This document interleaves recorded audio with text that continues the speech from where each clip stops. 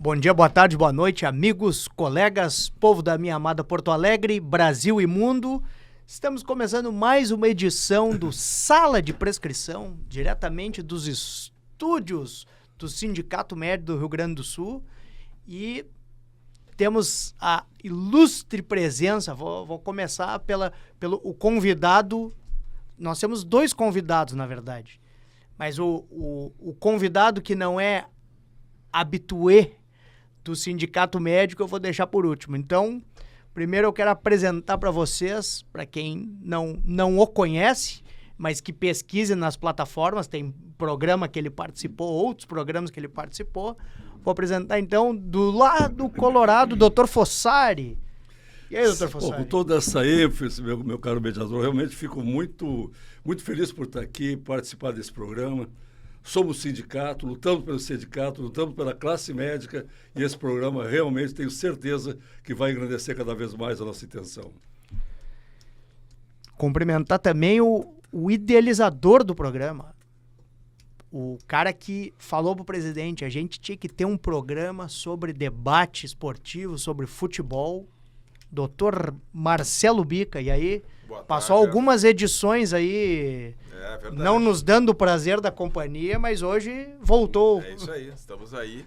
E realmente, como tu falou, a ideia do programa, até a gente fala pouco medicina, né? Porque a ideia é futebol e medicina. Sim. É mesclar dois assuntos que são interessantes, né? Enfim, para quem está nos assistindo, que é o futebol, que é o ócio do povo, né? Que é aquela nossa alegria de toda semana, associada à medicina, que a gente sempre pode contribuir com algumas informações úteis. Mas estou muito feliz de estar hoje aqui com dois ilustres convidados, né? E eu acho que vai ser um programa bacana aí. Eu tenho certeza que vai ser. E o nosso convidado de honra também é médico. Quando eu sugeri o nome dele, já sugeri há um tempo atrás, passei o contato para a nossa produção, eu achei que ele não ia ser liberado para vir e que talvez ele até não nos desse o prazer. É um colega, foi meu colega de plantão, ou melhor, eu fui colega de plantão dele, e milita na área de futebol, esporte há muitos e muitos e muitos anos.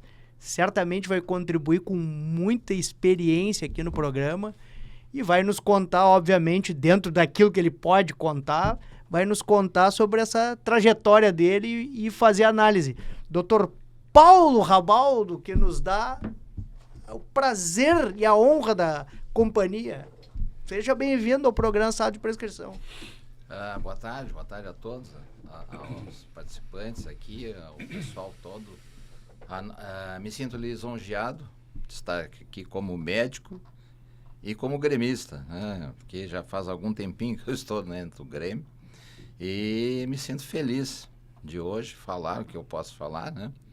E vamos trabalhar nesse sentido de oferecer algumas coisas para os nossos ouvintes. Bom, eu acho que não tem como a gente fugir de abrir o programa comentando o Mundial de Clubes, a primeira edição. O Meteoro Fluminense. E esse fenômeno Fluminense aí, tipo, o que vocês têm para me dizer? Ninguém lá no início, quando o Fluminense entrou, ninguém esperava que chegasse até aqui. Esse programa, como todos sabemos, é gravado, né, Jefferson? Então, para situar quem está em casa, a semifinal será amanhã. Então, nós não sabemos ainda o resultado de Fluminense e Chelsea, né? E todos têm aquele sentimento assim, não, mas agora o Fluminense não consegue, né? Mas isso já vem desde a fase de grupos, né? Antes do campeonato mundial iniciar, se projetava que o Fluminense é o que tinha menos chances. Afinal, não é uma SAF, não é um clube, né, que tem uma receita e um faturamento muito alto, enfim, não é um grupo de jogadores de estrelas, mas é um grupo, é um clube que contratou o Renato, né? E o Renato, enquanto técnico, e nesse tipo de competição, o Rabaldo até pode também confirmar, o Renato é um cara que vai muito bem em mata-mata, né? Ele é um cara que entra na fase do mata-mata, ele cresce a estrela dele, né? Cresce aquela coisa que ele é brilhante, talvez seja um dos técnicos, talvez da história do futebol, que tenha mais habilidade em gerir grupo, né? Gerir, assim, aquela questão da tete a tete, de motivar jogador, né? E está se revelando também um grande estrategista. Mas como a gente projetava, o Fluminense não vai dar a fase de grupos, não vai classificar, classificou. Mas agora é Internacional de Milão, passamos por cima. Aí veio o Al Hilal, uma surpresa, né? Um time caríssimo, né? Que tinha desclassificado o Manchester City, né? Dias antes, foi lá o Fluminense e venceu. Então a gente pode esperar tudo, né? Do jogo de amanhã. Não sei qual que é a... Não, e desclassificou o City jogando muita bola, não foi Contra-ataque uma coisa assim, o acaso, teve um gol. Não. Aliás, que baita jogo, né? Que baita jogo. Maravilhoso. Que baita jogo. Ele não jogou por uma bola, ele jogou no conjunto. Ele primeiro ele faz uma defesa muito sólida, inclusive muito bem. O próprio treinador da seleção brasileira agora elogiou a defesa que o Fluminense tem. É consistência ali, o meio de campo que toca bem e o ataque que muitas vezes não tem dado a resposta que esperava. Mas uma defesa bem montada e o meio de campo bem estruturado, realmente ele tem conseguido coisas, como o Bica falou, sensacional. Sabe que primeiro, o Renato é Renato Gaúcho, né? Então, eu sou colorado. Nós, colorado, temos um pouco de raiva, porque às vezes nos intriga muito, nos faz muita confusão, mas eu tenho que reconhecer que é um cara de uma estrela maravilhosa, e como alguém estava falando antes de começar o programa, ele estuda, ele não é tão alheio às coisas ele sabe como fazer uma boa estratégia, ele sabe como encaminhar as coisas, para botar que é um time que realmente menos acreditado, com menos poder econômico, com menos investimento, está lá na final, né? O Palmeiras com todo o seu poder, o Flamengo com todo o seu poder, começou faceiro, abrindo 2 gols rápidos, se perdeu todo, né? E o Botafogo não esperava muito dele. Então o Botafogo e o Fluminense estavam lá, olha, eu não sei o que vai dar com esses dois. Está aí o Fluminense na final. Parabéns ao Renato, parabéns a nós gaúchos que temos esse nome, Renato Gaúcho, levando esse nome para o resto do mundo. Eu, particularmente, a mim não surpreendeu, porque eu sou até suspeito em falar do Renato, porque ele é meu amigo particular, é um cara espetacular, eu acredito muito no trabalho dele. Ele é um cara muito trabalhador. Praticamente todo esse tempo que ele teve no Grêmio, ele não alugou uma casa, ele fica dentro do hotel, mas praticamente ele fica noite e dia só trabalhando, vendo jogos, interagindo com o seu staff, com o seu grupo. Ele é muito trabalhador, é um cara muito competente e é um cara honesto. O que ele falou, está falado. O que ele fala hoje para os jogadores, ele mantém a palavra, né? Eu já vi coisas assim dele prometer, por exemplo, um jogador, se fizesse um gol de bicicleta, o Luciano, esse que joga no São Paulo hoje, e o Luciano me fez um gol de bicicleta, ele teve que dar um carro zero para o Luciano. Então ele é assim, falou, ele mantém a palavra. E isso, perante o grupo, ele conquista o grupo. Então os jogadores dão a vida por ele. E realmente ele é um cara muito... Eu acho que ele tem muita estratégia. E ele é um cara, eu acho, muito, muito bom. Rapaz, tu que conhece ele... Não, tem bondade. Desculpa, Fossari. Só aproveitar um gancho. Tu conhece ele desde lá de juvenil, né? Em praticamente toda a carreira profissional dele, iniciando ele no Grêmio, Rabaldo. Essa característica dele que é tão marcante, né? Da malandragem, digamos. Aquela coisa mulherengo, malandro, né? Gaúcho, carioca. Até que ponto tu acha que isso aí contribui, né, para esse relacionamento dele com os jogadores, né, que é uma temática assim que os jogadores têm uma afinidade também, né? Essa questão da malandragem, digamos assim. Tu acha que isso é um fator que ajuda a agregar esse relacionamento assim, com os jogadores? Só complementando com o que está falando, Paulo, e aí vamos explorar, já que tu vive lá os bastidores lá dentro, coisa que nós não vivemos, né, Bica? Nós soubemos mais ou menos informações aqui fora. O Renato passava uma imagem que a gente ouvia aí através da mídia, de um cara que não queria trabalhar, que mal terminava o futebol, mal terminava as partidas, pegava um avião e ia para o Rio de Janeiro jogar o futebol dele na beira da praia ali em Ipanema. E que bom que tu está dizendo que não é bem assim, que ele é um cara trabalhador, tem seu horário de lazer, mas trabalha muito. porque realmente, não sei se vocês concordam, ou só eu ouvi isso, passou a imagem realmente daquela ocasião em que terminou a partida, inclusive tinha perdido um Grenal, me parece, pegou o avião e foi para o Rio. E aí os caras começam a bater, olha, ele tinha que vir antes, ele tinha que treinar, ele tinha que fazer isso, fazer aquilo, mas está dizendo agora, Paulo, pelo conhecimento que tens lá dentro, que não é bem assim, que ele é um cara trabalhador, não é isso? Eu conheço o Renato desde 81. Então eu tratei a mãe dele, os irmãos dele, todo eu trato até hoje. Então, e tenho muita proximidade com o Renato. A gente conversa eventualmente. E ele tem esse lema de colocar, assim, de trabalhar bastante, mas também ter os momentos dele de lazer, né? Porque ele trabalha bastante. Então ele tem como dizem os jogadores, né? Ele é marrento, mas ele pode ser marrento, porque ele tem qualidades para isso. E os jogadores se espelham nele, né? Então ele brinca muito com os jogadores quando faz uma jogada.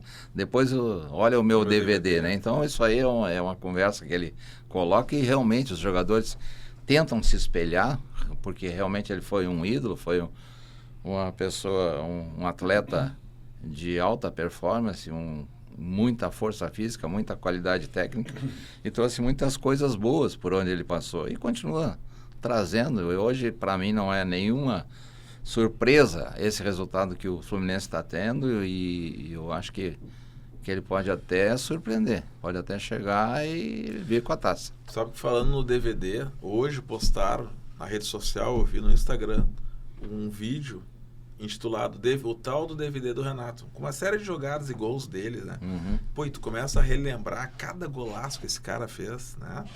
Por cima, tem uma que ele entra no Maracanã, ele dá por cima do goleiro, de bicicleta na área, dá um balãozinho no cara, dá de bicicleta. Ele fazia gol de tudo quanto é jeito, né? Driblava e batia.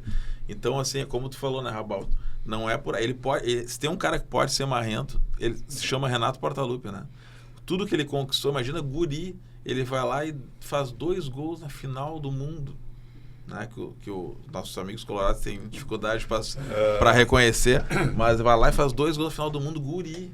Aí ele vem para cá, anos depois, né? Já como técnico, Romildo traz ele, né, Rabaldo? Sim. E aí nos tira de uma fila de 15 anos, ganha Copa do Brasil, Libertadores, Recopa. Né? Então, diz, Bicas, as lendas, histórias, não sei aonde a realidade realmente para por aí, que ele era para vir para o Colorado, para o Internacional.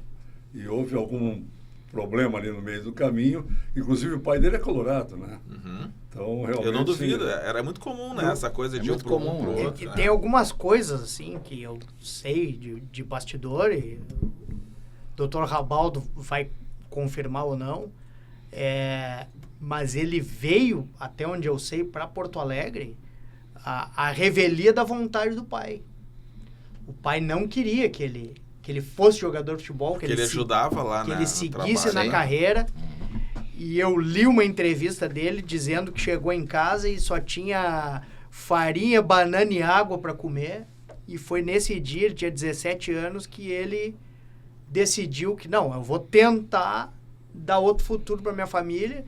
E segundo consta, inclusive, daí pulou a janela para sair de mansinho e tal, e veio para Porto Alegre.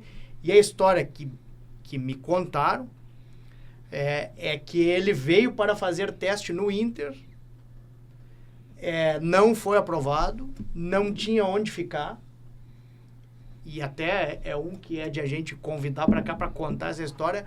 O jornalista o Pelotinha cobria o setor na época, viu aquele guri. O que é que tá fazendo aí, guri?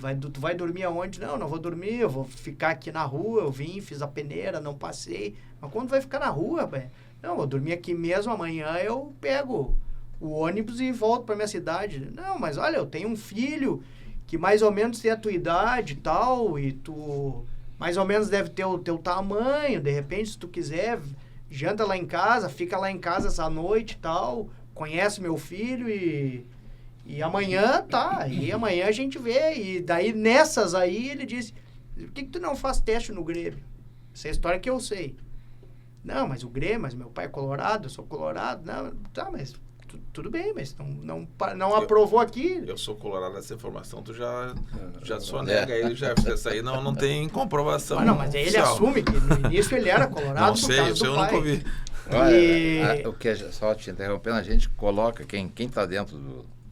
O Cláudio Duarte, é que sempre dizem, né? Porque ele é meu paciente também, às vezes ele vai no consultório e os outros que estão na sala de espera perguntam: ô Claudião, tu é colorado, tu é gremista? Porque tu está na sala do Dr. Rabaldo. Ele diz assim: olha, lá em casa nós não temos coração, só estômago. Grande frase. Então, é por aí. Mas enfim, até tinha que convidar o Pelotinha para vir aqui contar essa história, porque o que me consta foi a partir daí que ele fez o teste no Grêmio, aprovou no Grêmio, e aí, claro, ficou com aquela gana de vencer do Inter, e aí, óbvio, vai convivendo com aquele ambiente e virou um gremista que tem até estátua.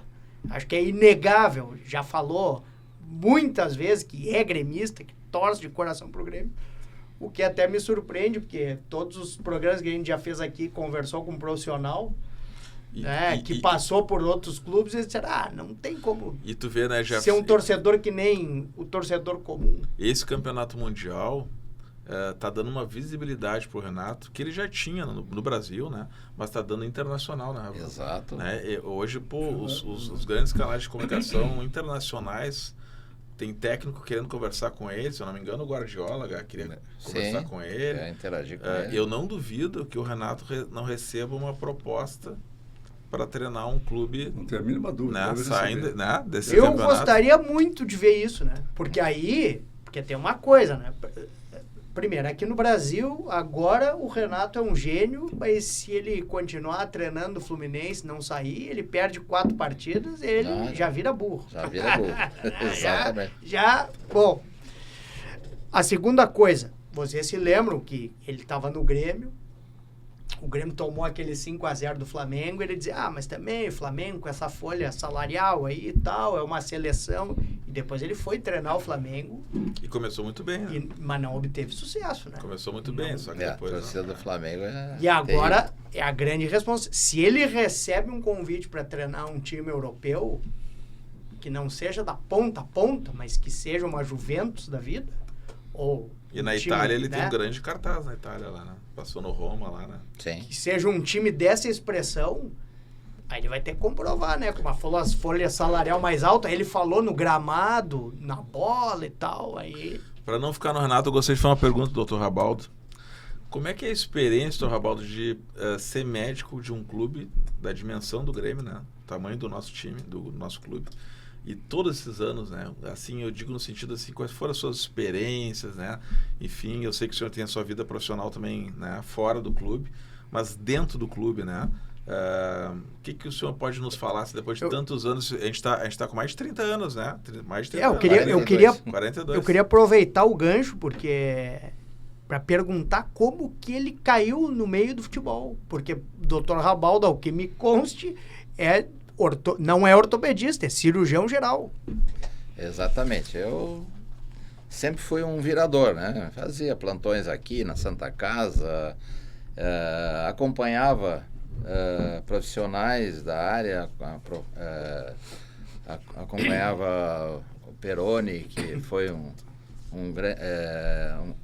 que trabalhou bastante tempo no Grêmio. E o Peroni, eu entrava eventualmente como quartoanista, auxiliar, e entrava nas cirurgias dele.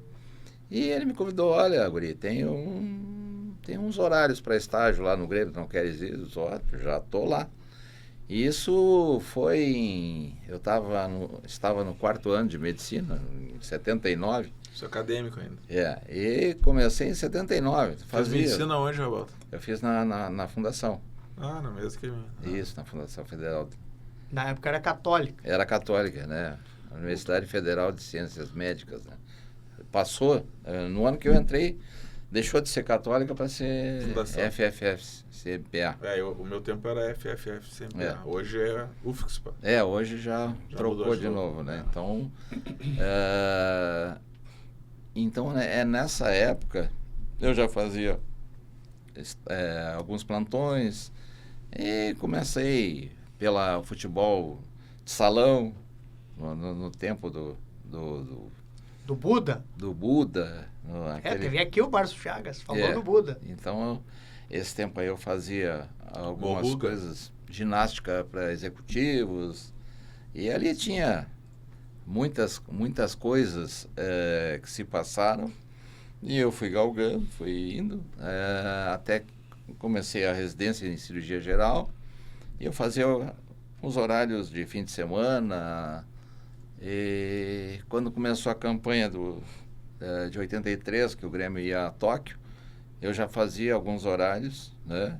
Ia para Gramado com o pessoal, e aí o Alarico e o Cola, que eram os médicos, eram só 2 médicos nessa época, me chamaram porque eles estavam exaustos. O Grêmio começou a ter visibilidade, começou a ter outros campeonatos, outros momentos de viagem. Se viajava muito para o exterior naquele tempo, e o Grêmio vira e mexe, fazia uma viagem para América Central. Quem é que vai? Rabaldo. E eu sempre estava pronto. E me sinto hoje extremamente feliz, extremamente realizado de trabalhar num meio onde eu tenho muitos amigos, muitos presidentes que se passaram, todos eles eu deixei uma grande amizade, né? Alguns que já se foram, outros que estão aí com a gente, mas eu me sinto muito Quem era o realizado. presidente nessa época de 81? 81... Porque pegou uma transição, porque depois veio o Fábio Koff, todo mundo sabe, em 83. Dourado, depois Oli Faquin. Eu acho que era Oli Faquin. Era. Depois, antes tinha sido o Hermínio Bittencourt. O Galia. Galia também. É. Galia também estava... Foi nessa época. Eu acho que foi o Galia, Alberto Galia. É. E como é que é E o- trabalhar, sendo cirurgião geral, trabalhar numa área que eminentemente é osteomuscular? Sentiu essa diferença ou por já vir de uma base que tinha isso, não... Eu sempre interagi bastante com os ortopedistas. Depois eu fiz um pós-graduado em medicina do esporte e fisiologia do exercício. Então eu estava no dia a dia, porque o médico que está no Grêmio não é exatamente ele que vai operar os atletas, ele vai direcionar para uma Perfeito. equipe multidisciplinar que vai resolver os problemas. Nós temos hoje uma parceria muito forte com o Hospital Moinhos de Vento, e a gente tem os médicos que a gente indica. Tem uma referência lá do joelho, do Exato. quadril, do tornozelo. Então, para todas as patologias, a gente tem um referenciado. E a gente vai seguir, vai acompanhar junto, né? Então, eu me sinto bastante integrado, bastante com fluência natural para trabalhar nesses casos de ortopedia, mesmo não sendo ortopedista, né? Então, é o dia a dia. Rabaldo, como é que tu compara um departamento médico hoje, profissional, 2025, com lá nos 80, por exemplo? Né? A gente não tinha fisiologista, enfim, né? Como é que tu vê as principais diferenças, assim, de hoje trabalhar e naquela época, assim, que eu acho que devia ser mais empírica a coisa, né? Eu acho que hoje o Grêmio foi, no momento que foi passando o tempo, foram muitas modernidades, muitas coisas que foram colocadas hoje, da gente ter dentro do Grêmio câmara hiperbárica, de ter litotripsia, de ter esteira anticavitacional, enfim, tem-se todas as tecnologias para que a gente possa agilizar um tratamento e ter uma melhora, uma performance na prevenção das patologias, das lesões, enfim.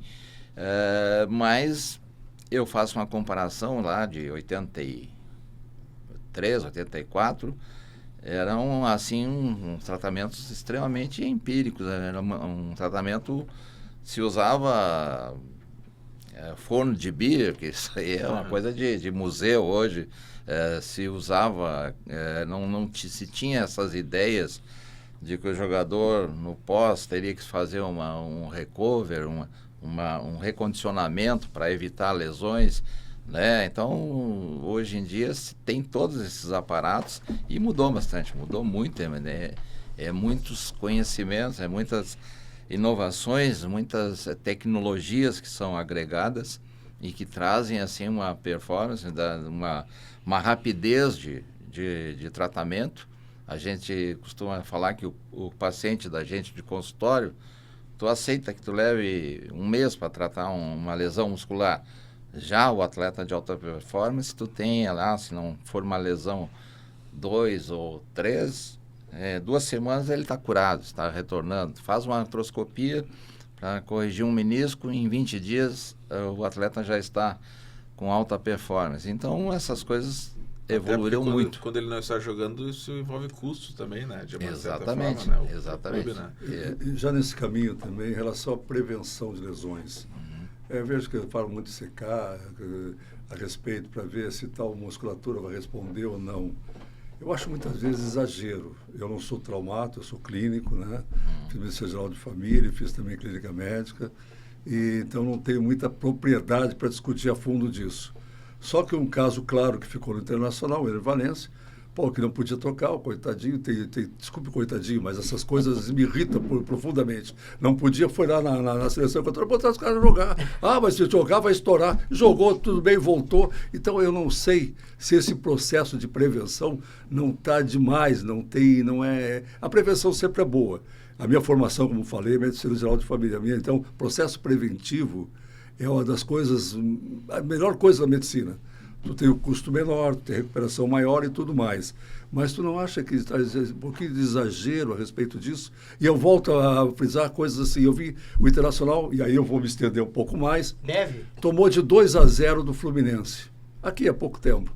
Aí veio os caras aí na rádio, não vou citar a rádio, umas coisas assim falando bobagem, para mim é bobagem, dizendo o seguinte: não, porque o Internacional tem um time envelhecido.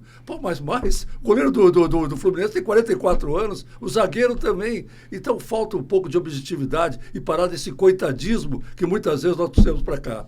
Eu sinto um pouco de guaipeca, aquela coisa do não posso, não quer, porque não. O que o Renato fez agora com o time dele? Um time com nome por nome realmente bem inferior aos outros, mas botou os caras para jogar, incentivou os caras estão correndo e está aí, né? Chega. Eu acho que esse coitadismo aqui é uma coisa que me preocupa muito. Estendendo mais um pouco, desculpe, Bica. Eu acho que nós, times assim que tem pouco recurso, muito pouco recurso, a gestão tem que ser muito bem feita. Não pode a emoção tomar conta da razão. E, infelizmente, tanto o Internacional como o Grêmio eu vejo, principalmente o Internacional, que mais eu cuido, por ser colorado, coloca o cara que não sabe fazer gestão. Não sabe fazer gestão. Então, vende para eles gato por lebre. Olha o Borré aí, o Valencia, grande centroavante. Não são definidores.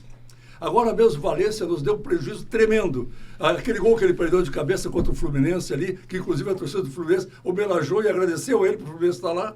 Né? Se nós tivéssemos ido, não sei se nós chegaríamos a esse ponto. Então, acredito que não. Mas um bom dinheiro nós traríamos. Então, o cara não sabe fazer gestão. Coloca o jeito aonde a emoção toma conta da razão, porque eu sou gremista, eu sou colorado. Então eu mereço ser presidente? Não. Quem merece ter o cargo de direção é o cara que sabe fazer gestão. Está faltando gestão no nosso clube.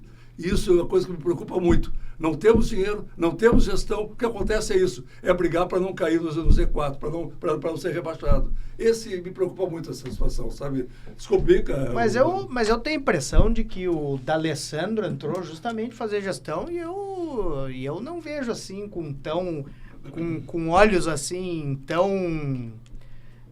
terra arrasada, assim. Eu acho que o Inter faz uma boa gestão, talvez não atravesse um bom momento. Me desculpe, mas assim, quando diz pra ti, tu tem uma zaga fabulosa. O Antônio, que não é ruim. O Vitão, que é de seleção brasileira. Muito bom, cara. O Vitor Gabriel, que é um promissor guri. O Barnabé, é a segunda defesa, Bica, mais vazada do campeonato. Nós estamos no Z4, meu caro doutor Jefferson, eu não concordo com o senhor, eu acho que não falta gestão. Não, Fossari, eu entendo a preocupação do Fossari, eles estão no Z4, não, mas eu gostei, não é corneta, o Fossari tá? tem que vir aqui sempre. Não não é corneta, tá, Fossari? Mas ânimo estão no no Z4 programa, e vão rapaz. pegar o Flamengo e o Tô Fluminense fogo, agora. é isso aí. Não é fácil, entendeu?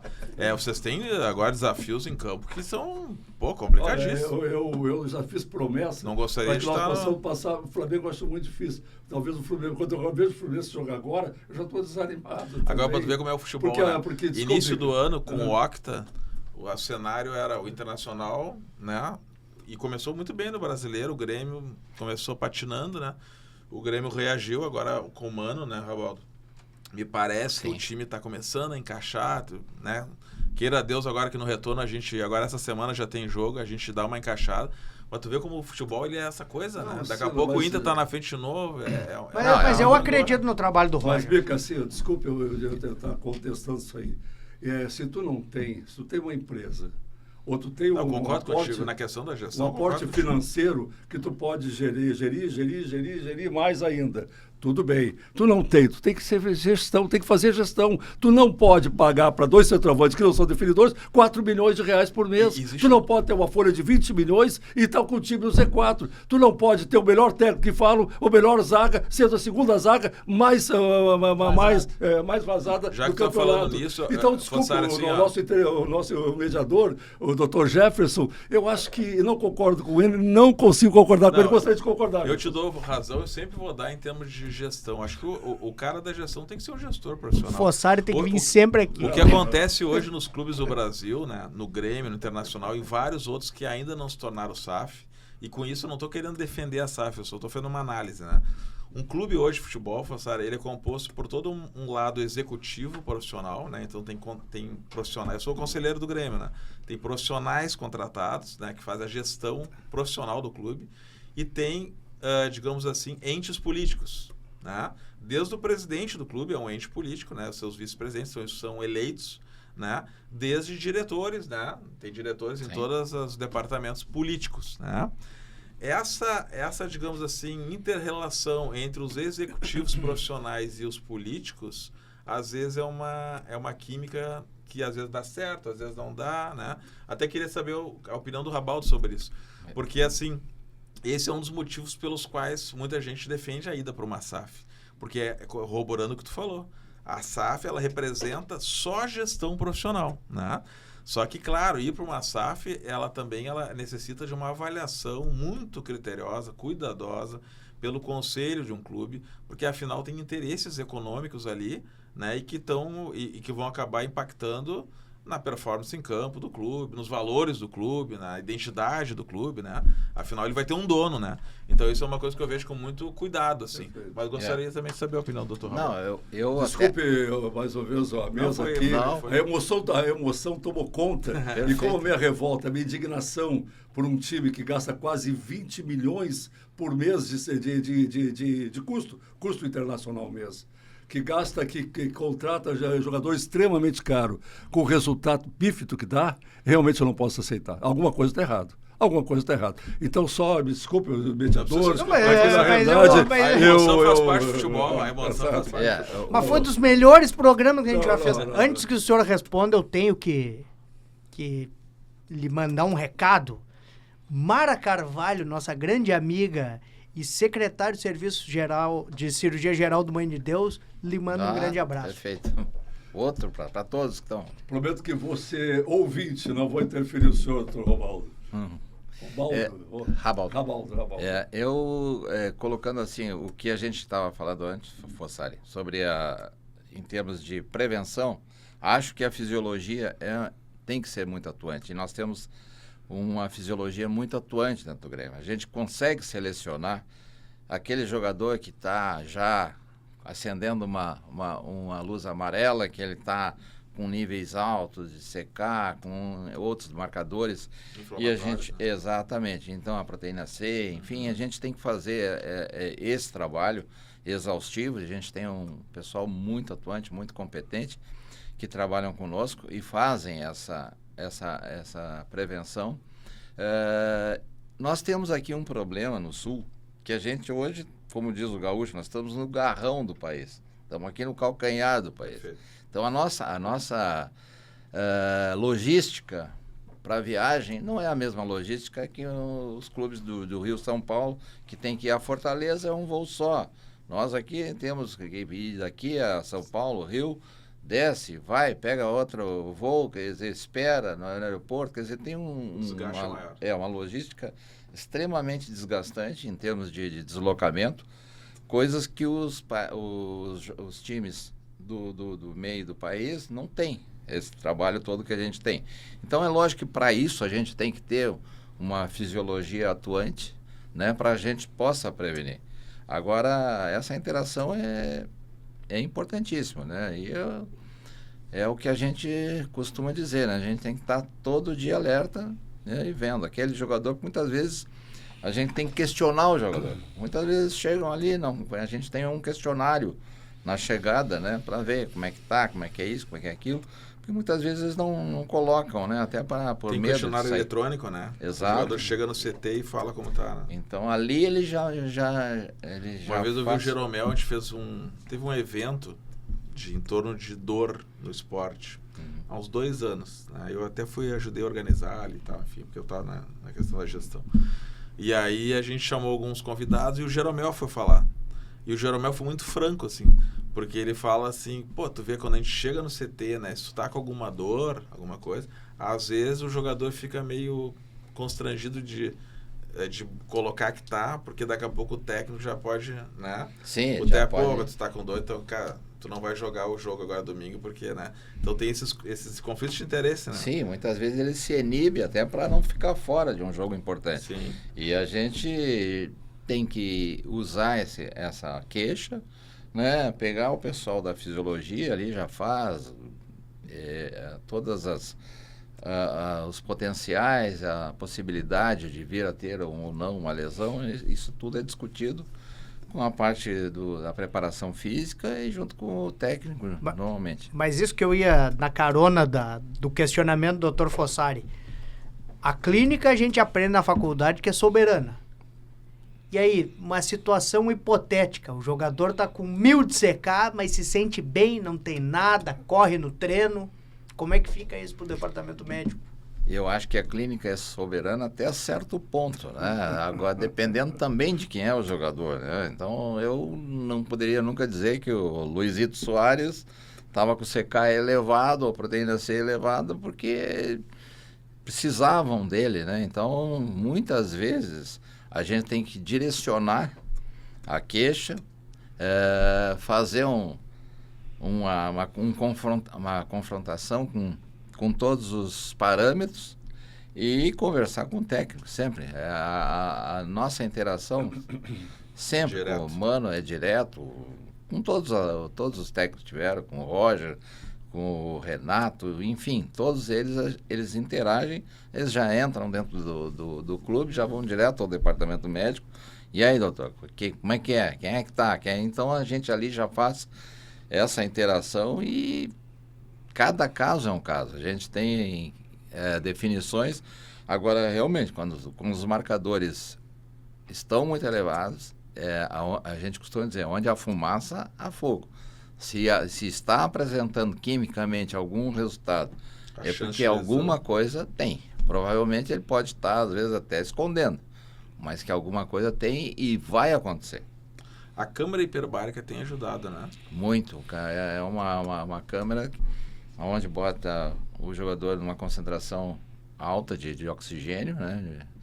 E faz uma oxigenação dos tecidos, ajuda bastante na recuperação e na prevenção de lesões. Musculares. Sim, lesões musculares. Lesões articulares. Sim, articulares aí é a sorte, é o azar, é a performance, é o trabalho de agilidade. Falando de lesão, teve uma lesão muito feia agora no jogo da Boa. Sim. Rapaz. O goleiro se jogou ali, o pé uma fratura de tornozelo ali, demora, né, Rabaldo, aquela recuperação ali. Mas houve alguma deformidade no momento? Realmente não Sim, teve quase exposta. Foi, ele angulou ali, foi bimaleular. Ali a ruptura total de ligamento.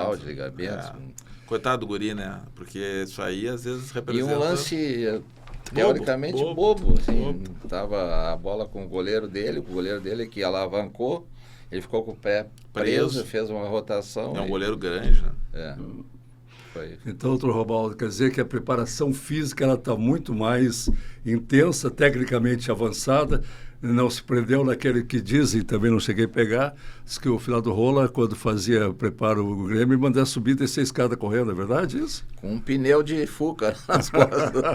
A história do futebol. Era muito comum isso aí, eles fazerem... O Gilberto Tim já fazia isso aí, iam lá para as escadarias do Olímpico e subiam, desciam correndo, e a coisa era completamente empírica, né? Não havia mensurações, não havia química, não havia absolutamente nada, era no achômetro, né? Então... Eu ia fazer uma pergunta, a gente tem Grenal de departamento médico dos clubes? Existe algum tipo de interação? Existe troca de informações, de tratamentos? Tipo, pá, no Inter eles tiveram um caso assim, e eu conheço, e vou falar com o médico que tratou. Como é que se dá essa interação entre departamentos médicos? Claro, para nós o mais interessante é saber da dupla Grenal, mas enfim, com outros clubes do Brasil. É lógico que a gente não abre coisas de fórum íntimo. Mas, como a gente diz assim que a clínica é soberana, eu acredito que a medicina é soberana. Então, a gente tem um relacionamento muito bom entre os médicos. Eu tenho muitos amigos no Inter. Já tive médicos que passaram, com o Crescente, que não está mais conosco, um grande amigo meu. São pessoas assim que a gente tem uma afinidade e independentemente da cor que ele está respondendo ali na hora, a gente tem muita lealdade e se conversa até para orientar, porque a gente diminuir o sofrimento de um atleta, ele não precisa ser gremista para que a gente o faça. Né? Perfeito. Sabe que, na realidade, esses casos aí, que o Jeff está falando sobre grenalização, que aqui muita grenalização. Eu me formei, fiz minha residência no Hospital da Senhora da Conceição, fui para Cascavel, no Paraná. E lá o gaúcho lá tem tem um número de gaúchos considerável naquela região do oeste do Paraná, uns anos atrás. Então, como eu sou colorado, o Grêmio perdia, aí os caras vinham e me gozavam. Eu digo, não, mas sou colorado, tá tudo bem, pô, eu tenho que se... Né? Mas assim, pô, eu sou colorado, e a gozação pegava igual. Então eu aprendi o seguinte, eu não torço, os times de fora não torço contra o Grêmio. Não consigo torcer muito a favor do Grêmio. Mas nesse caso eu não sou tão anti assim quanto muitos que moram aqui. O meu filho se criou mais aqui, disse, pô, pai, parece que tu é colorado, falso colorado, não é possível uma coisa dessa. Como eu digo, não, mas tá com o time de fora, eu sou mais o time daqui. Porque eu levei muita gozação, porque o Grêmio perdia, embora sendo colorado, lá no oeste do Paraná, em Cascavel, veja. Agora, a rivalidade, ela que nutre, né? É verdade. O futebol, sem a rivalidade, sem a corneta, claro, dentro de um ambiente saudável, assim, aquela corneta, né? Sadia e brincadeira. A coisa está passando um pouquinho do limite, né? Baldo, até o final eu vou aprender. Exato. Paulo, acho que fica melhor. Baldo, assim, ó, eu acho que as coisas aqui ainda as coisas estão indo legal. Mas eu vejo a violência que tem lá para a região mais central. Violência, o futebol, gente morrendo, gente atirando pedra, atirando na cabeça de um, tiro atirando não sei aonde. Eu acho isso um absurdo. O futebol tem que mas isso, unir, desculpa até não te desagregar. E interromper, José, mas isso é um problema da sociedade. A violência, ela está presente na sociedade e ela acaba aparecendo ali no futebol também, né? Contra nós médicos mesmo. Hoje eu estava lendo uma matéria na hora. Isso, agressões. Falando sobre as agressões dos colegas e dos funcionários, o pessoal da enfermagem. Porque falam lá contra médico, daqui a pouco já generalizam, o pessoal vai para um posto, demora um pouquinho, já estão dando voadora na porta, já estão xingando, metendo o dedo na cara de pessoal da enfermagem, e isso realmente é uma coisa que entristece. A gente vê a realidade hoje em termos de agressão, de falta de paciência. Muitas vezes vão lá numa UPA que não tem nada a ver de atendimento de emergencial, é só consultas eletivas, vem com uma pessoa que está lá em falência ou numa urgência maior, e a culpa é do médico, da enfermeira, do auxiliar. A pauta negativa é da Ibope, né? Com certeza. Então a mídia, se for ver na mídia, o que aparece na mídia de médico é o médico que se atrasou, é o outro que cometeu um erro lá, é o outro que roubou não sei o que, né? Agora, o que tu fez de bom com teus pacientes, o que tu fez de bom... E aí eu extrapolo essa ideia também para um departamento médico de um clube. Não estou falando nem o Grêmio, mas qualquer clube. Com certeza. Né? Então, assim, quando acontece alguma questão com o jogador lá, teve uma lesão muscular, né, Rabaldo? Aí ele se recuperou, voltou a campo. Aí 2 jogos, pum, lesão de novo. Pá, mas esse departamento médico é um absurdo, porque não é? Exato. Agora, todos aqueles jogadores que foram recuperados, né? Esse aí não vira notícia. E tu tem que deglutir isso aí, às vezes dá vontade de abrir a boca e falar, não é bem assim. A gente cura, a gente trata.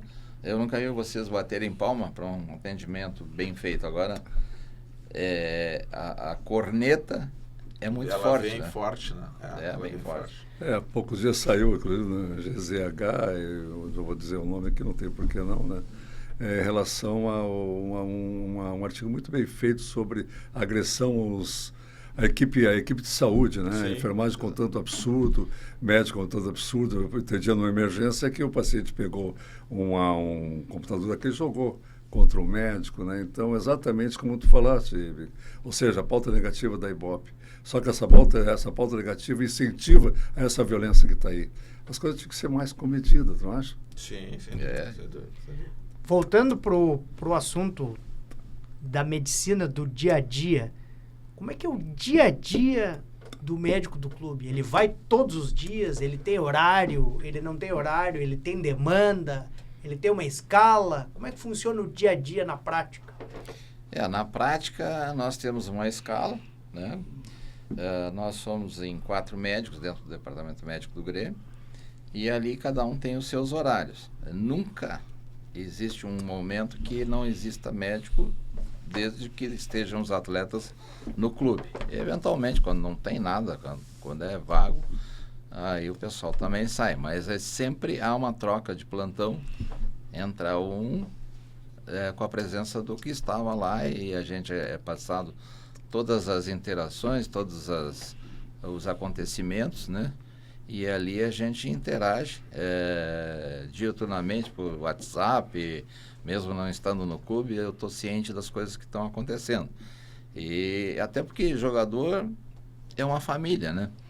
E quando eles chegam lá, doutor, às vezes a gente está em viagem, tu vai deitar no quarto, batem a porta, doutor, meu filho está com febre, fala com a minha mulher aqui. Então, a gente tem todas essas interações e tem que dar esse atendimento, até porque eles estão ausentes da família, né?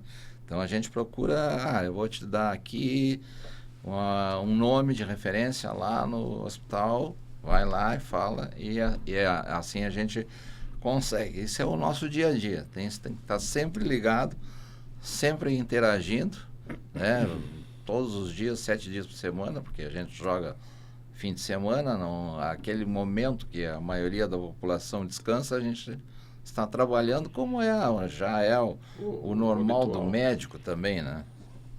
E a atuação no campo, porque eu vejo que o pessoal chega ali, dá água, faz uma massagem e passa o spray sempre. O spray vai sempre? Como é que é? Ou de vez em quando não vai o spray? Aquele ali é o spray bento. É batizado. É o spray milagroso. Eu vou contar uma história que foi bem até cômica.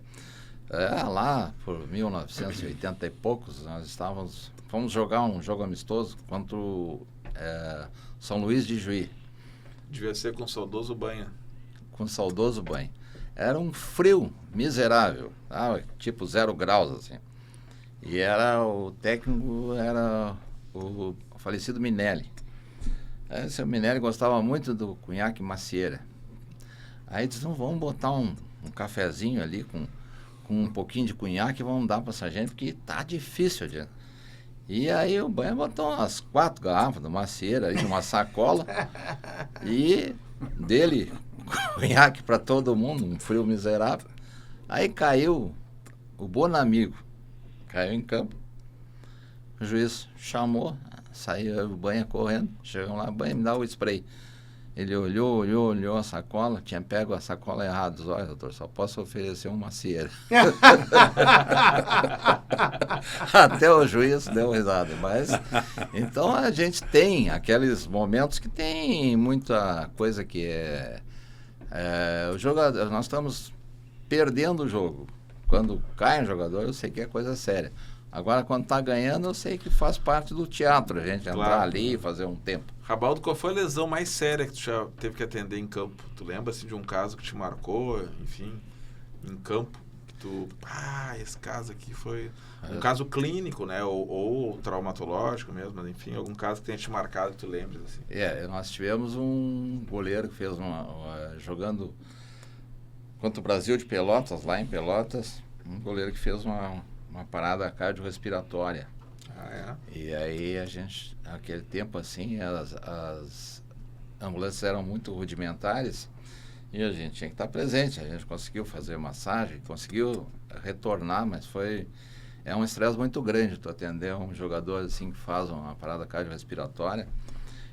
Inclusive a gente eventualmente faz algumas simulações dentro do Grêmio, com bonecos, com o pessoal todo, tenta treinar todo mundo que esteja no departamento médico e até não médico, né? O uso do desfibrilador, todas as situações que a gente pode ocorrer num trauma dessa magnitude. Realmente gera um estresse muito grande. Esse foi o maior estresse que eu tive. Lesões traumáticas, de fraturas, isso aí é uma coisa normal. Pra gente não se assusta, né? Sim. E como é que influencia a parte política do clube e essa disparidade de salários entre os jogadores e personalidades diferentes, isso, e o técnico, isso traz uma influência no departamento médico? Ou o departamento médico é técnico e faz by the book e isso não interessa?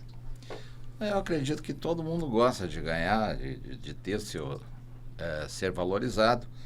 E é o que eu procuro colocar para os colegas, que a gente chega ali, tem que ter uma satisfação em fazer, e eu acho que o pessoal dentro do Grêmio está muito satisfeito com o que é retornado para os profissionais,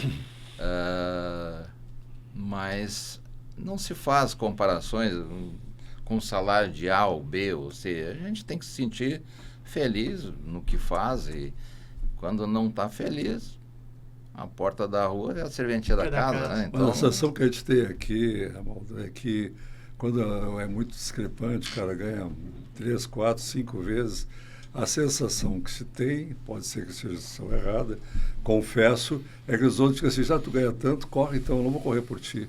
Existe esse espírito ou não? Se o jogador, ele faz, não se esforça, não faz por merecer,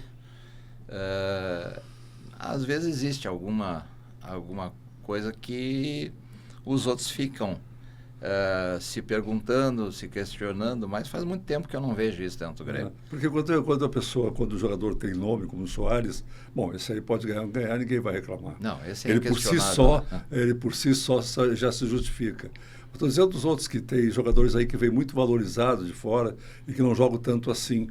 E o que a gente vê é que parece que o meio de campo, por exemplo, não fica tão aguerrido assim, com a sensação de, já que eu estou ganhando 2, 3 vezes menos do que esse aí, eu não vou correr muito. Não. E esse espírito de coisas que eu acho que tem que ser muito bem trabalhado no vestiário, não parece? A gente procura trabalhar. A maioria dos jogadores já vem, o questionamento já vem com o seu empresário, né? Então a gente procura não entrar, né, nesse quesito aí, não coloca entre as coisas, eles vão definir junto com os seus empresários o seu merecimento ou não, né? Mas a gente tem um bom relacionamento com o grupo, tem um bom relacionamento, não vejo assim nenhum questionamento de hoje, atualmente. Já teve no passado, mas coisas que passaram e que ficaram enterradas. E o Filipão agora comandando esse vestiário, ele está dentro do vestiário comandando ou ele está mais nas categorias inferiores, parece sub-20, sub-17, sub-20? Como é que é a ação dele? Porque me pareceu, e desculpe se tiver errado, é que os dois têm personalidade muito forte, o Mano e o Filipão. até onde eles vão se encontrar para ter uma unanimidade de coisas, a não ser que me pareceu que o Mano tem um respeito muito grande pelo Filipão, pelo Luiz Felipe Scolari. E talvez isso aí possa segurar. Mas se deixar os dois, saber pavão, não são? Eu vejo. Desculpe sim. o termo, não é agressivo. Estou dizendo pessoas de personalidade forte. Gostaria de corrigir. Eu vejo eles assim com uma unidade muito forte. Vejo eles sempre em campo ali, conversando, interagindo e numa relação muito boa. Acho que isso aí agrega, trazer uma pessoa que nem o Filipão, a bagagem que ele tem, né? E a forma que ele tem de agregar aquela história da família escolar, e isso ele está trazendo para o Grêmio. E o Mano é uma pessoa muito, muito inteligente e fácil de trabalhar, é um respeitador em todos os sentidos, e eu acho que os dois estão fazendo um bom grupo, um bom trabalho, uma boa gestão em termos assim do grupo, e acredito que nós vamos ter bons resultados no final do ano. Rabaldo, nós tivemos agora a experiência com a possível contratação do Kaique, né? Que acabou sendo suspensa em função de uma identificação de um problema médico, assim. A pergunta, pegando como gancho, a pergunta é: em que momento desse processo contratual, de uma contratação, que esses exames médicos são realizados, assim, né? Então, assim, o clube, ele acaba ainda, tem assinatura, não tem assinatura? Como é que é esse processo? Como é que é? Quando o departamento médico é chamado, digamos assim, para fazer essa avaliação? O jogador chega, antes que se faça qualquer assinatura, ele passa por uma avaliação médica. E aí ele tem que preencher certos quesitos que não se coloca que o jogador tem A, B ou C, ou que tem lesão, ou que não. Só se coloca junto com o departamento de futebol, né, as possibilidades, né, de vir a se usar rapidamente ou não. Esse é um atleta que nós temos que trabalhar isso ou certa deficiência. E às vezes o departamento de futebol é que vai tomar a atitude final, sempre ouvindo as nossas especificações, né, como em todos os casos. E existe algum protocolo de exames de imagem que se faz em todos os jogadores ou não? Depende do exame físico, da anamnese, enfim, depende do histórico do jogador. Tu vai submeter ele a algum exame específico? Depende do atleta, né? Todo atleta a gente já quando contrata, já vem com um histórico dos clubes anteriores, né? Já se faz essa interação com os médicos de A, B ou C clubes, e já se sabe que o atleta esse teve uma lesão assim, então se faz um foco especial naquela área que ele teve a lesão, né? Então se faz ali exames de imagem, faz uma avaliação extremamente criteriosa, e ali a gente disseca junto com a direção de futebol. Olha, a possibilidade é assim, assim, assado, e aí eles vão tomar a atitude que acharem melhor. Entendi. Eu faço essas perguntas para a nossa audiência, que às vezes não sabe como é que se dá esse processo assim, no momento da contratação, né? Pessoal, infelizmente a gente tem que ir se encaminhando para o final do programa, mas eu queria fazer algumas perguntas assim. O senhor, com esses mais de 40 anos de trabalho no futebol, tirando, obviamente, as pessoas que estão agora, qual foi o técnico, se teve, aquele que mais lhe impressionou positivamente? E se existiu, obviamente sem citar nomes, aquele que o senhor olhou o trabalho e disse: esse realmente não entende o que ele está fazendo? Não, a gente teve muita gente boa, né? Que nem o Minelli, que nem o próprio Filipão, o trabalho que ele fez aí quando nós fomos campeão da Libertadores, assim, um trabalho espetacular. O Renato, sem sombra de dúvidas. Tem muita gente boa, muita gente qualificada. Já teve alguns técnicos que a gente olha assim, fica perplexo até. Eu não entendo nada, né? Mas tá estranho. Então, tem alguns que já, felizmente, foram poucos. Mas já tivemos algumas coisas assim que não encaixavam no momento. Jogador que mais lhe impressionou pela recuperação. Assim, se teve aquele que esse não volta mais, ou esse não volta mais esse ano, e por N razões, seja pelo empenho do atleta ou por uma capacidade física, assim, muito fora do normal, lhe impressionou, assim, que, pô, esse cara voltou e tá jogando isso. Teve isso? Marcelo Oliveira. Teve uma lesão gravíssima no joelho. Nós fizemos a reconstrução de todos os ligamentos e ele teve uma recuperação esplêndida e ainda terminou a carreira jogando futebol. Então foi em termos assim de recuperação, não que a gente não acredite no que faça, né? Mas tem coisas que às vezes vai ser difícil ele voltar a jogar. E ele voltou em forma muito bem, hoje está muito bem. Não tem assim uma sequela das lesões, uma lesão tão grave que nem ele teve no joelho. Momento, se existe talvez exista mais, que mais lhe emocionou como médico do clube. Acho que a final contra o Lanús lá na Argentina, aquela final ali foi realmente assim uma coisa que... Eu estava lá. Até hoje eu me arrepio quando eu penso assim, momento assim, aquele gol do Luan. Do Luan, né? Foi um troço sensacional. Estava em campo, Rabaldo? Estava em campo. Foi realmente uma coisa que eu jamais vou me esquecer. Se existiu o maior amigo que o senhor teve ou tem no futebol? Olha, o maior amigo que eu tive não está mais aqui, seu Antônio Carlos Verardi. Um cara que foi um pai para mim, um cara espetacular. Um cara honesto, correto. Pro Renato também, né? E o Renato também. O Renato... Era o pai do Renato, meio que segundo pai, né? E teve muitos outros, né? Espetaculares, gente muito, muito amiga. Uma interação muito grande desde o tempo do presidente Hermínio Bittencourt, tio Bita, até hoje, né? Guerreiro, enfim, uma série de amigos meus, de pessoas que eu converso no dia a dia e que tem um retorno espetacular, e isso traz uma felicidade de trabalhar num clube tão grande que nem o Grêmio. Tem alguma coisa no futebol que o senhor sonha que aconteça? Sonha no sentido não de sonhar mesmo, que o senhor gostaria muito que modificasse ou que acontecesse, seja na área médica, seja na área esportiva mesmo, na área técnica?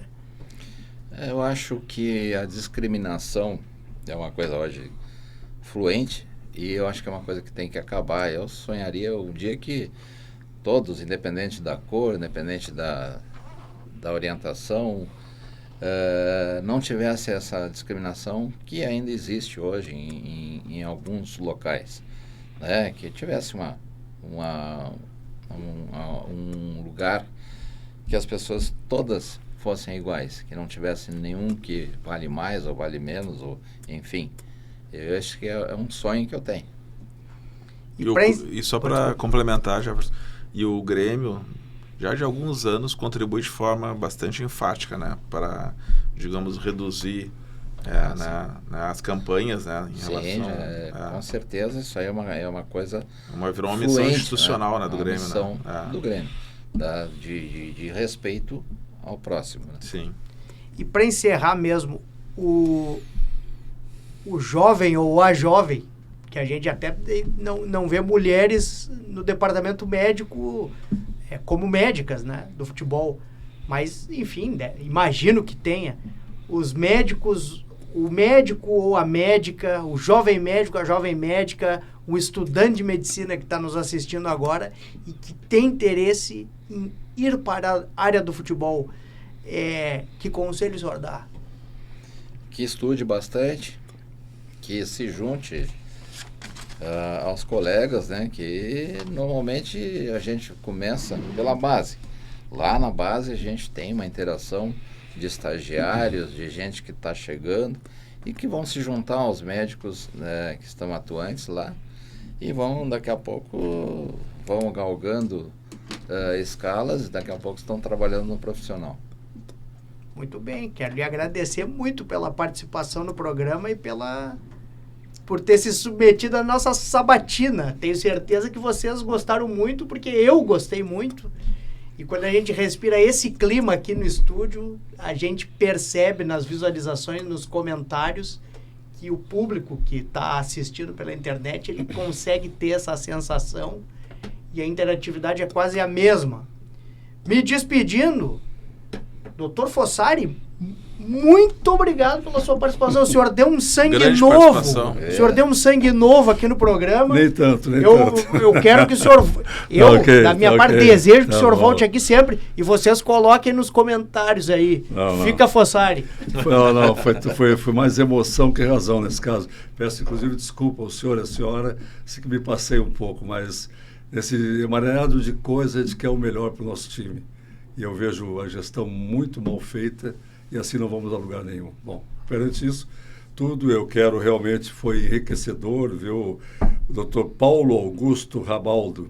Eu não te conhecia muito bem, rapaz, mas é um cara muito tranquilo, passa tranquilidade. Parabéns pela tua conduta.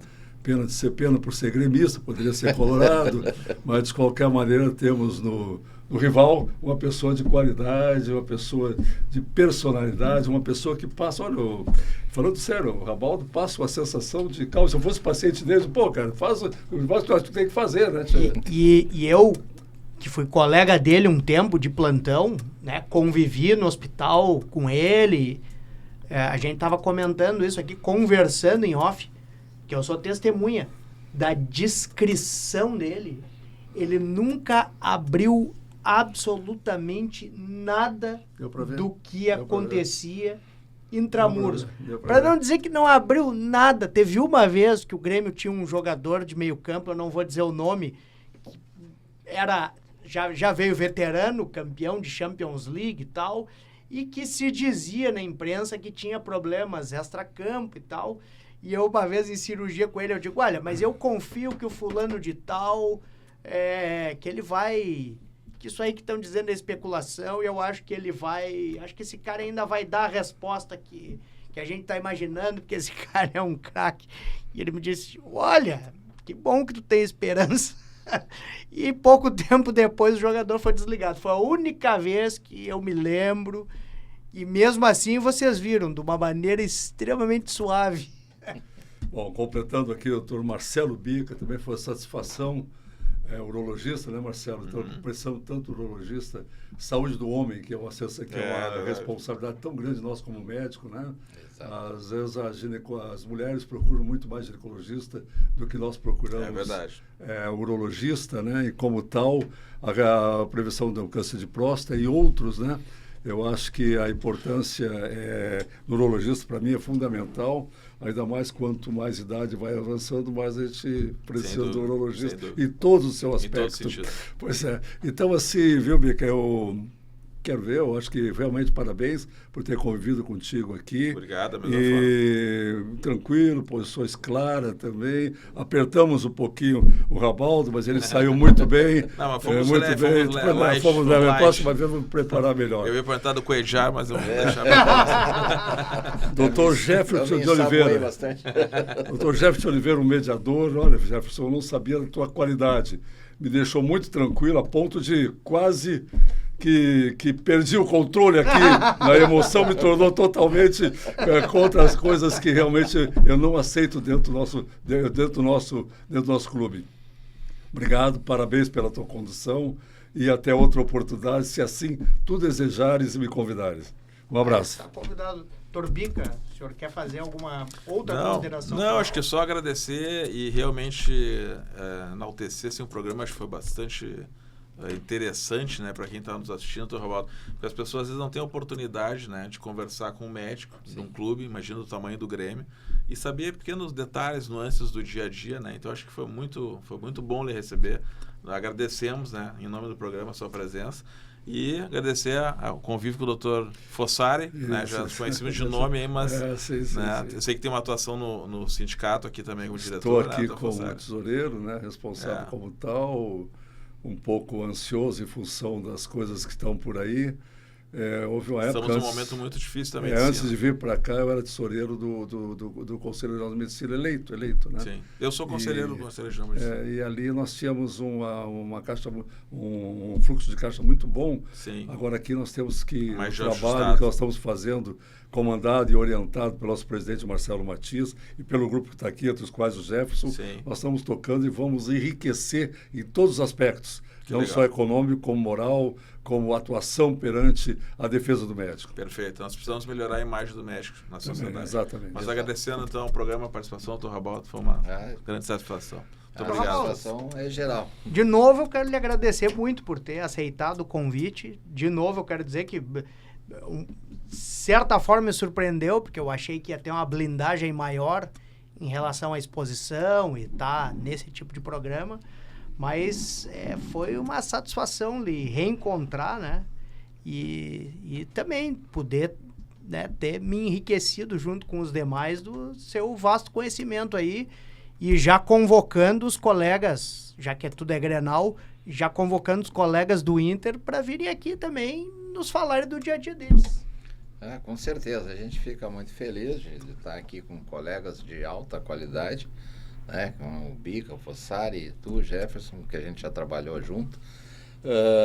Eu fico extremamente feliz e quando recebi o convite, de maneira nenhuma tentei escorregar, porque a gente fala o que pode falar, sabe até que momento pode conversar. A gente sabe que dentro do futebol o nosso produto maior é o atleta, ele tem que ser preservado porque é o ativo do clube.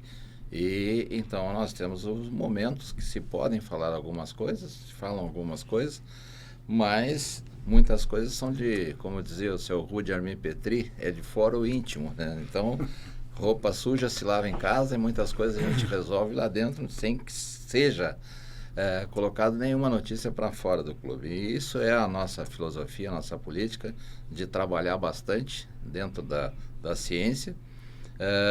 Se usa bastante a ciência e a política é uma coisa que a gente deixa para as pessoas que têm o poder da política, né? Então esse é o nosso critério e fico bastante feliz de estar aqui com esse grupo enriquecido, com todas as experiências, né, que a gente tem aqui e me sinto muito feliz de ser médico, mais ainda de ser médico do Grêmio. Muito bom. Tá bom. E assim me despeço de vocês, né? Nos despedimos de vocês. Eu, enquanto mediador do programa, pessoalmente me despeço de mais um programa Prescrição Médico, Sala de Prescrição. Errei. Edita, Cristiano. Não edita, Cristiano. E a gente volta na semana que vem. E não esqueçam de colocar nos comentários. Fica Fossari.